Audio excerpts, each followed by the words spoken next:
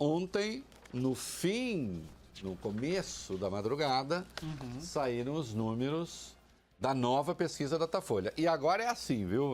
Toda hora vai ter susto. Susto que eu digo é susto noticiário. Toda hora vai ter pesquisa.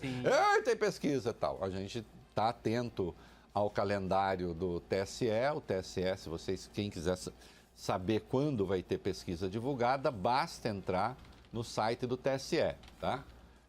Entra lá no site do TSE, procura pesquisas, clica em pesquisas e você tem acesso a duas coisas. Você tem acesso ao pedido para fazer a pesquisa, o pedido de autorização, ou melhor, o aviso, né?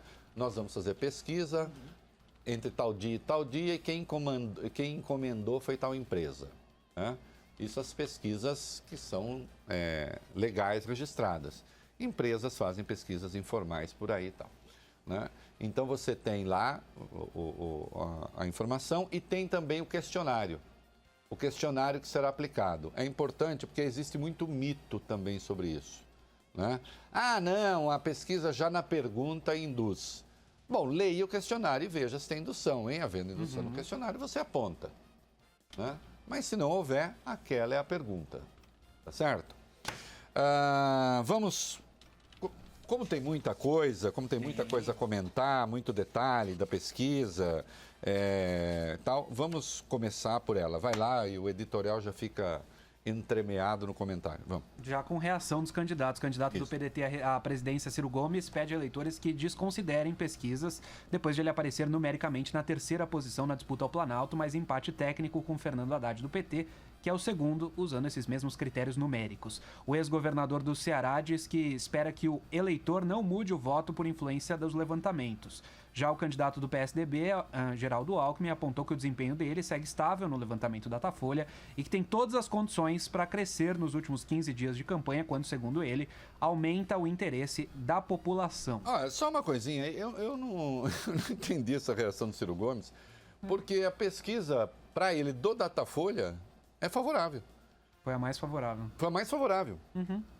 É mais favorável do que a do Ibope, Sim. Que tinha saído no dia anterior praticamente, porque tudo bem, essa pesquisa está saindo na quinta-feira, mas é na quinta-feira para efeitos de relógio só, porque ela saiu na quarta de madrugada, meia-noite e pouco, depois da meia-noite já estava no ar. Sim. Né? E vai ao ar daqui a pouquinho, em TV e tal.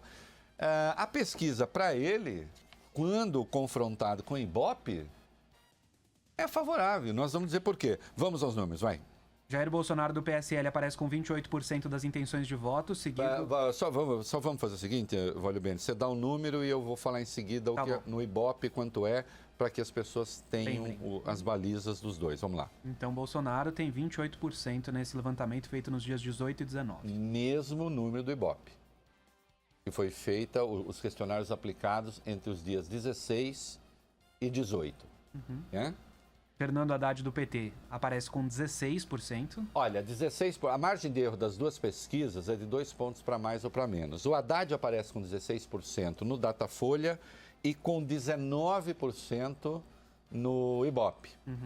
Notem que, considerando a margem de erro, a gente poderia dizer que os dois institutos encontraram a mesma coisa, que estão olhando para a mesma direção.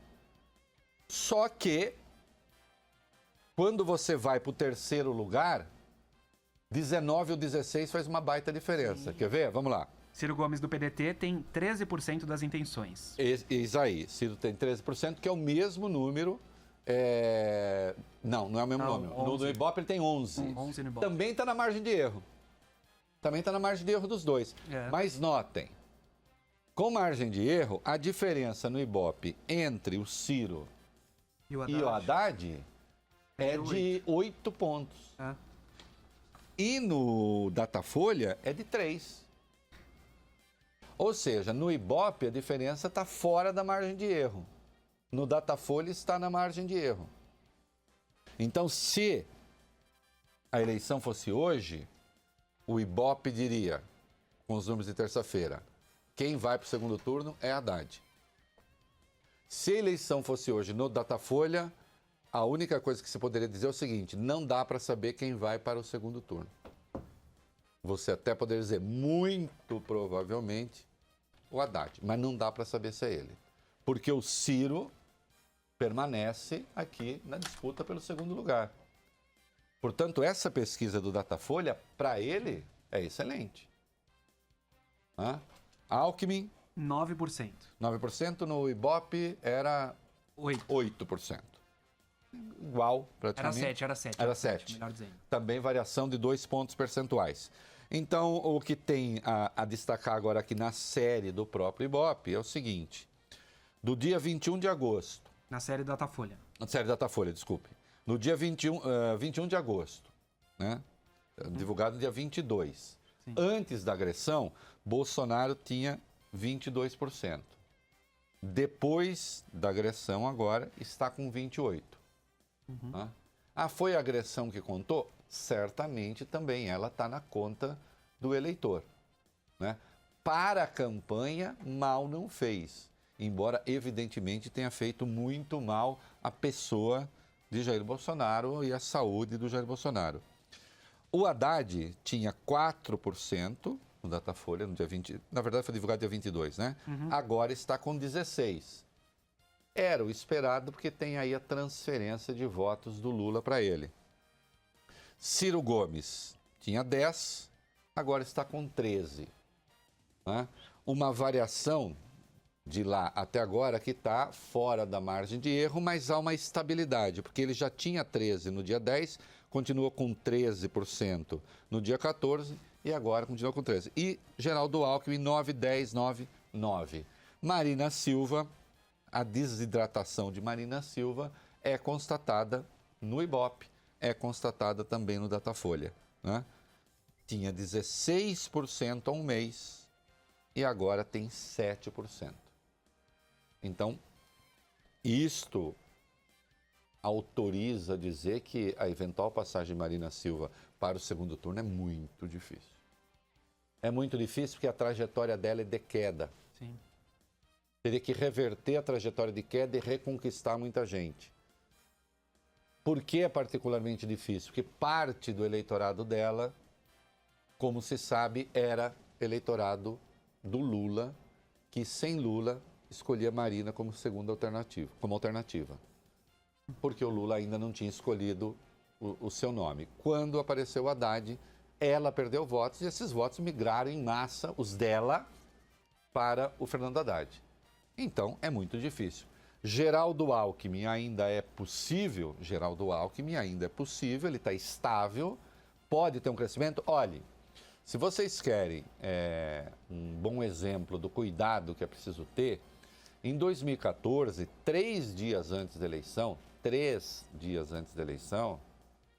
havia instituto que dava a Dilma vencendo no primeiro turno, né? E ela não venceu. Acho que ela teve 44%, 45% dos votos válidos. E, praticamente unanimemente, os institutos davam um empate entre Marina Silva e Aécio Neves. E o Aécio chegou com mais de 33% dos votos válidos, Marina com 21% e pouco. O instituto errou? Bom, pode, os institutos todos erraram? Podem ter errado.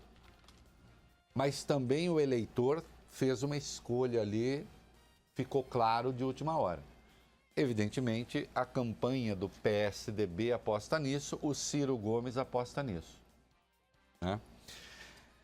Bom, tem lá os demais candidatos, para lembrar, João Amoedo com 3, Álvaro Dias com 3, Henrique Meirelles com 2, Vera Lúcia com 1, Guilherme Boulos com 1, brancos e nulos 12%, não sabem, não respondeu 5%. Também a pesquisa do Datafolha hoje não indica a possibilidade de vitória de ninguém no primeiro turno. Né? Está muito longe disso. Pode acontecer. Tomara que você erre, vai acontecer. Ok, pode acontecer. O eleitor pode... não, é que eu não acredito mais em instituto. Tá bom. O problema é que as pessoas acreditam em instituto quando elas estão na frente, quando está tudo muito bem, e não acreditam quando está mal. Vamos ser claros, os eleitores do Bolsonaro que dizem que ele vai vencer no primeiro turno, dizem com base nos institutos. A partir do instituto, fala, por que não? Vai dar. E a turma do Haddad, que pega ele em ascensão, também fala isso, por causa do instituto. E aí acontece uma coisa curiosa, né? Que Sim. a gente merece aí um estudo, né? Tenho aqui as minhas hipóteses. O PT e os adversários do PT, e eu estou falando porque conversei com pessoas das campanhas, todo mundo se surpreendeu com a velocidade da transferência de voto do Lula. Os adversários achavam que ia ser mais lenta, né? E o próprio PT achou que ia ser mais lenta. Né? Mas está todo mundo surpreso com a resiliência, com a resistência do Ciro Gomes também. Porque o Ciro Gomes tem um discurso de esquerda, tem uma campanha de esquerda, inequívoca. Né? Agora, ele também é crítico ao PT, quer dizer, ele tem um viés de esquerda, mas é crítico ao PT. E, ao mesmo tempo, não é o Guilherme Boulos. Né? Que vamos fazer auditoria na dívida. Não é um discurso mais ameno, tem experiência administrativa, já foi governador, já foi prefeito, enfim. A resiliência, a resistência do Ciro surpreende os petistas em particular, surpreende o mundo político de maneira geral, porque uma das apostas que se fazia era que o Ciro ia derreter quando o Lula escolhesse o seu nome. Nós cansamos de ler isso, ou não? Verdade. Sim. Né? Especialistas, não, o Ciro derrete. O Ciro derrete porque o Ciro era alternativa à esquerda, porque o Lula já sabia enrolado, complicado, preso, não sei o que tal. E até agora o Ciro não derreteu. E os números de segundo turno de todos os institutos dão a entender que não será fácil ele derreter, não. Ao contrário, ele pode ter até, do ponto de vista da interpretação dos números, um viés de alta. Por quê? Ele é o único candidato no Datafolha que ganha de todos os outros. Sim. Inclusive do Bolsonaro. Né? Inclusive do PT. É um segundo turno improvável? Ciro, Haddad? Sim. Né? É um segundo turno improvável Ciro, Marina? Sim. Ciro, Alckmin? Difícil. Difícil. Né? Mas não impossível. Difícil, mas não impossível. Né? Porque aí teria que acontecer um fenômeno tal com os votos do Bolsonaro, e nada indica que vai acontecer, que quando nós falarmos dos votos espontâneos aqui, a gente vai ver que não tem como. Né? Ele é o candidato mais consolidado. Né? Então, agora, vamos ver os números de segundo turno. Vamos lá. Cenários de segundo turno, candidato do PDT, como você disse, Ciro Gomes é o único a derrotar todos os adversários. Num cenário entre Ciro Gomes e Geraldo Alckmin. 41% para Ciro, 34% para Alckmin. Cenário de Jair Bolsonaro e Marina Silva. 42% para o deputado, 41% para a ex-ministra. Depois, cenário Alckmin contra Bolsonaro. Alckmin aparece com 40% das intenções e Bolsonaro tem 39%. Empate técnico. Geraldo Alckmin e Marina Silva. Alckmin com 39%, Marina com 36%. Empate técnico. Empate também. Ciro Gomes contra Jair Bolsonaro. 45% para Ciro contra 39% de Bolsonaro. Isto aponta uma vitória, se houvesse um segundo turno hoje, seria uma vitória do Ciro. Está fora da margem de erro. Alckmin e Haddad. O tucano tem 39% das intenções, enquanto o petista tem 35%. Empate técnico. Fernando Haddad do PT tem 41% das intenções de voto contra Jair Bolsonaro, também com 41%. 41, igualmente empate técnico. Empate técnico, empate rigoroso aí. E esse, veja só, há um mês, o Fernando Haddad tinha 29 e o Jair Bolsonaro 38. No dia 10 de setembro, 39 e 38. Fernando Haddad numericamente à frente. No dia 13, inverteu esse um ponto a mais. 40% para Haddad e 41% para o Jair Bolsonaro. E agora ambos com 41%. A pesquisa Datafolha indica que não dá para saber quem vai vencer a eleição. Né? Isso é diferente das outras pesquisas, só que do 2014, só que em 2014 elas erraram. Tudo bem, todas apontavam que a Dilma ia ganhar. Né? Na reta final mesmo que a Dilma ia ganhar. Ganhou. Mas não ganhou da maneira como se esperava. Com a tranquilidade com que esperava que vencesse. Né? Diga. Uma pergunta para sua análise. Opa. No começo de agosto, brancos e nulos nesse cenário, Fernando Haddad e Bolsonaro somavam 28%, agora 15%. São os mesmos 13%, coincidentemente, da subida de Fernando Haddad, de Exatamente. 29% para 41% ou 12%. E era aquele eleitorado do Lula, lembra? Que dizia assim, não se ele sabia para onde ia. Ou então, se ele não tiver, eu não quero ninguém. E o Bolsonaro já consolidado nos 38, consolidado. 39, 40 desde aquela época. Desde aquela época. Porque a turma dizia, não, ou ele tá, ou eu não quero ninguém. Evidentemente, e o PT o PT estimulou isso, né? O PT durante um tempo espalhou a bobagem antidemocrática, diga-se de passagem, de que ou a eleição tinha Lula, ela seria ilegítima. E à época eu perguntei, inclusive neste programa, bom, e aí vai fazer o quê? Luta armada? Tá, não vai ter Lula. Se a coisa que eu sempre disse aqui desde o começo, para a braveza dos petistas, né? Embora existam setores hoje achando que eu me reconverti ao PT, como eles dizem, Lula não será candidato. E eu acertei. Né? Assim como sempre disse que haveria um candidato de esquerda no segundo turno, e acho que vou acertar. Assim como eu disse desde dezembro de 2016, que a soma da Lava Jato com a tentativa de destruição de Temer ressuscitaria o Lula e o PT, e ressuscitou. Se a justiça não impede Lula de ser candidato, o eleitor o teria feito presidente da República. Falso ou verdadeiro? Eu não estou fazendo juízo moral a respeito disso. Eu lido com fatos. Falso ou verdadeiro? Não.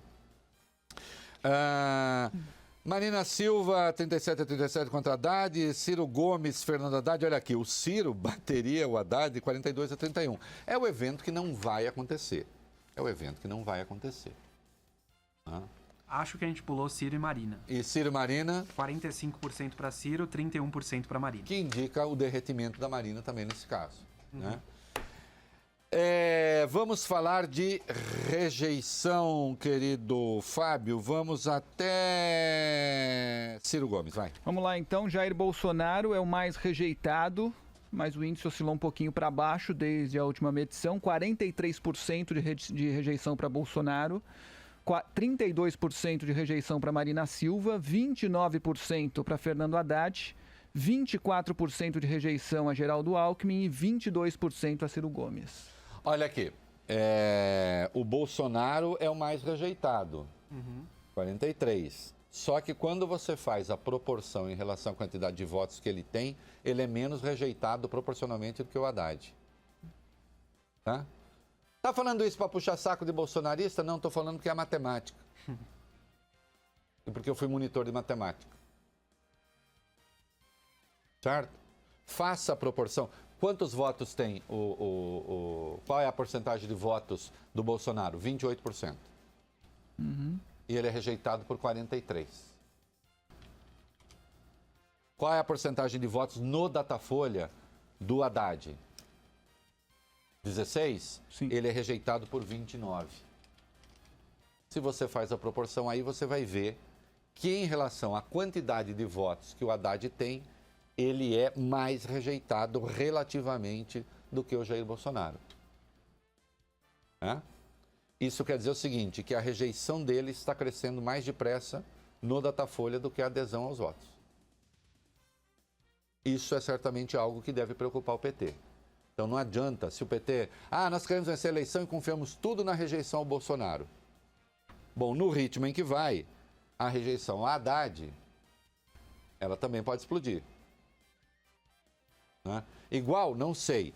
Hoje, claro, é preciso apontar que esses 29% de rejeição a Haddad praticamente coincidem com os 28% de votos que tem o Bolsonaro. E há de se supor que os eleitores que mais rejeitam Haddad sejam os eleitores do Bolsonaro. Mas, evidentemente, a rejeição a ele também existe em outros partidos. Em outros partidos. No eleitorado de outros candidatos. Né? Mas, quando você faz a rejeição, você pode indicar mais de um candidato. Sim. Né? É por isso que a soma não dá 100%. Sim, preocupante para a Haddad o fato de que a rejeição dele proporcionalmente é maior do que a rejeição de Jair Bolsonaro. Né? Proporcionalmente aos votos.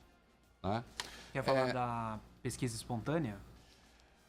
Que é a que realmente traz um dado revelador de um troço aí. Vamos lá. O deputado Jair Bolsonaro do PSL aparece com 24% de menções nessa pesquisa espontânea. Ou seja, Atenção, 24% menção espontânea e ele tem na menção estimulada 28%. Há uma diferença de apenas 4 pontos entre a espontânea e a estimulada. Quando a espontânea está muito perto da estimulada, o que isso significa do ponto de vista técnico? Isto não é uma opinião minha. Do ponto de vista técnico, significa consolidação do voto. Então, o cara está tão convicto que ele não precisa ter o estímulo visual para escolher. Até porque na urna ele não tem, né? Na urna ele não tem. Na urna, você não chega na urna e abre um display com todos os candidatos para você falar... Não. Você tem que chegar na urna com o seu número, e saber. É nesse aqui que eu vou. Né? Então, a consolidação do voto do Bolsonaro é evidente. Isso indica uma das dificuldades que há para que um candidato conservador do campo do centro-direita tal consiga arrancar voto dele. Né?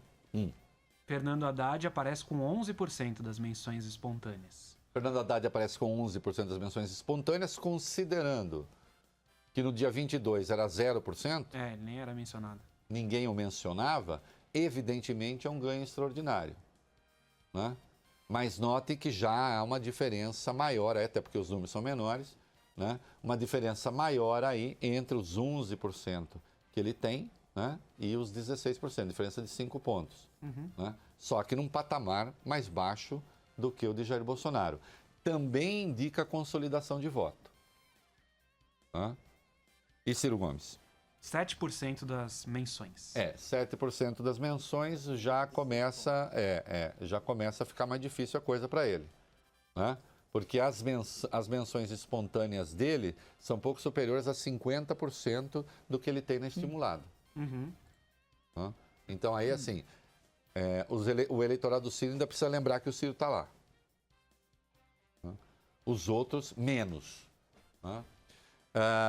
Isto aponta, eu não estou prevendo, porque eu não sou mãe de Ná, isto aponta para um possível segundo turno entre Jair Bolsonaro e Fernando Haddad? É preciso dizer que sim. De novo, sem juízo de valor. O meu partido é o jornalismo, a minha cartilha é a Constituição. Né? Sem juízo de valor. Né? Aponta para isso. E no caso de haver esse segundo turno, o resultado, segundo a pesquisa, é absolutamente inesperado. E aí, é preciso que as pessoas tomem muito cuidado para não confundir as suas bolhas de internet com a realidade. Já cansei de dizer isso. A turma que você visita no Facebook e a turma que o visita, eu nem sei direito como funciona isso, mas enfim. Com quem você interage. Com quem você interage não é o mundo. Grupo de WhatsApp, então, esse não é mesmo. Não. O Brasil não é São Paulo. Se o Brasil fosse São Paulo, Bolsonaro já estava eleito. O Brasil não é só Nordeste. Se o Brasil fosse só Nordeste, ou para pegar um estado fosse só Bahia, o Fernando Haddad já estaria eleito.